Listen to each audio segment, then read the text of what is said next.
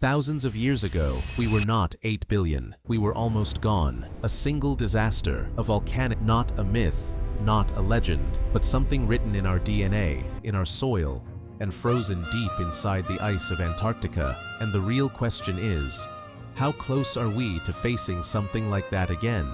Let's go back 70,000 years, to the night humanity almost vanished.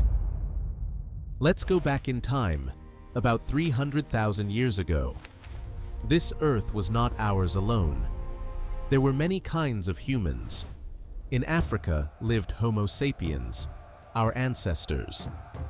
At that time, our population was tiny. Scientists estimate only 100,000 to 200,000 of us existed. Small bands, 20 to 30 people, living near rivers, forests, plains, like one extended family. In Europe lived the Neanderthals, strong, broad-shouldered, built for the cold. And they cared for one another. When one of them was injured, the others did not leave them behind. There was humanity in them too. High in the mountains of Asia lived the Denisovans, quiet, resilient, their lungs shaped by the thin air. And today, a part of them still lives in our DNA. On a small island in Indonesia lived Homo floresiensis, tiny in height, sharp in mind. They kept their own fire alive in their own way. But then, history changed. There came a moment when all of humanity nearly disappeared. A time when our entire species was reduced to around 1,000 individuals. Yes, just 1,000. And today, we are more than 8 billion. Which means, every single one of us is a descendant of those few hundred survivors. So the question is, what happened? What event was so powerful that humanity almost vanished? And how do we know only about 1,000 of us survived? Let's go back to the edge of our story, the moment when humanity nearly ended. The story changes here.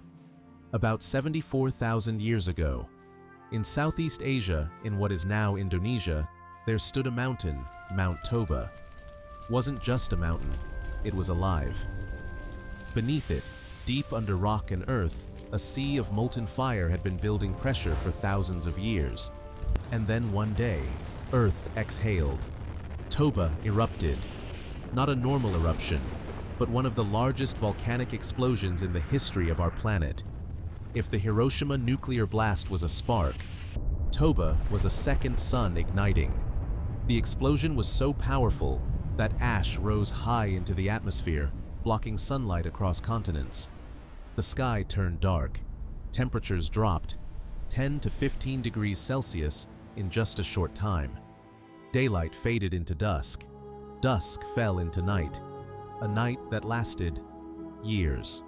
Scientists call this volcanic winter. And during this long winter, plants died first, then the animals, then the hunters who depended on them. Food disappeared. Tribes began to scatter. Some starved. Some froze, some simply vanished from history. But a small chance of survival remained. The ocean. Because even when forests fall silent, the sea still breathes. Fish, shellfish, slow, steady food.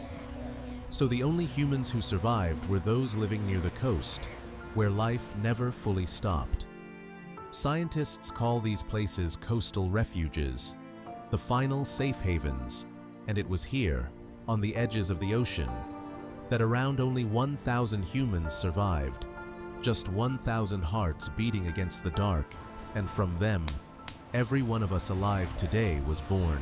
But the real question is, how do we even know this happened? There were no books, no written history, no one to tell the story.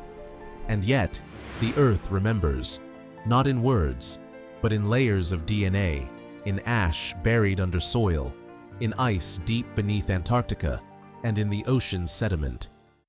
Today, whether someone lives in New York or in a quiet village thousands of miles away, whether their skin is dark or pale, whether they speak English, Hindi, Swahili, or Japanese, our DNA tells the same story. In 2008, scientists at Stanford University and later University of Kansas compared the genomes of people across the world. And what they found was shocking. We are all more similar than different. Our DNA traces back to a very small group of ancestors. If early humans had always been millions in number, our DNA would be full of variations. But it isn't. The pattern in our genes is the pattern of a bottleneck, a time when humanity shrank to just a few hundred survivors, and the Earth itself remembers that moment. In India, layers of soil in Jwalapuram still hold a thin sheet of ash, the same ash blown from the Toba supervolcano in Indonesia. And deep in the ice of Antarctica, scientists found frozen air from 70,000 years ago, air that tells us sunlight had weakened, temperatures had fallen, the world was cold. A cold so long, so silent, that nearly every human line disappeared. In the end, only about 1,000 Homo sapiens survived. Just 1,000. Here, the story takes a turn. We know that the Toba eruption was not a small event. The sky went dark, the earth cooled, and food chains collapsed. But then comes the big question. If most early humans lived in Africa, how did a volcano in Indonesia nearly wipe them out? This is where scientists begin to disagree. Theory 1. Humanity almost collapsed. According to this view, the ash from Toba didn't stay local. It traveled with monsoon winds all the way to Africa. Sunlight weakened, temperatures fell, rainfall stopped.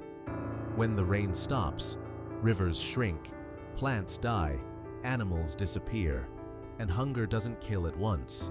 It breaks societies slowly. This explains why, in our DNA, there is very little diversity. Like humanity once shrank down to just a few hundred survivors. Another group of scientists says, the story is not that simple. Their evidence comes from Lake Malawi in East Africa. When they read the layers of mud at the bottom of the lake, a timeline of Earth, they found, yes, the climate changed, but Africa did not freeze, and life did not stop.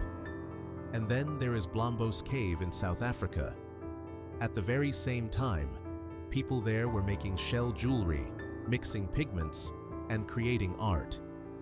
And art only appears when humans are not just surviving, but feeling, imagining, thinking.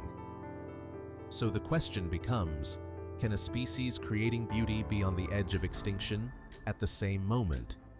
That's where the mystery begins.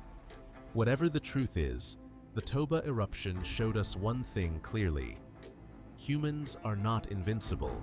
Our entire species can be erased in a single moment. Now imagine, if something like that happened today. There are over 20 supervolcanoes on Earth right now, and one of the most dangerous is the Yellowstone supervolcano in the United States. According to the U.S. Geological Survey, if Yellowstone erupts, ash could blanket all of North America, global temperatures could fall by 5 to 10 degrees Celsius, and crops could fail for years. The same pattern we believe happened 70,000 years ago. 66 million years ago, the most powerful animals on Earth, dinosaurs, vanished because of a single asteroid. And NASA's Near-Earth Objects program warns, every 100 to 200 years, a potentially destructive asteroid passes very close to Earth. In 2019, an asteroid named 2019 OK passed just 73,000 kilometers from Earth, closer than the Moon. And then there is us. We have created the most destructive power known, nuclear weapons.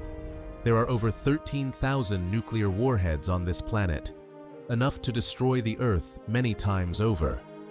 Hiroshima and Nagasaki were just a warning. And now comes AI. AI is no longer just following orders. It is learning, understanding, thinking.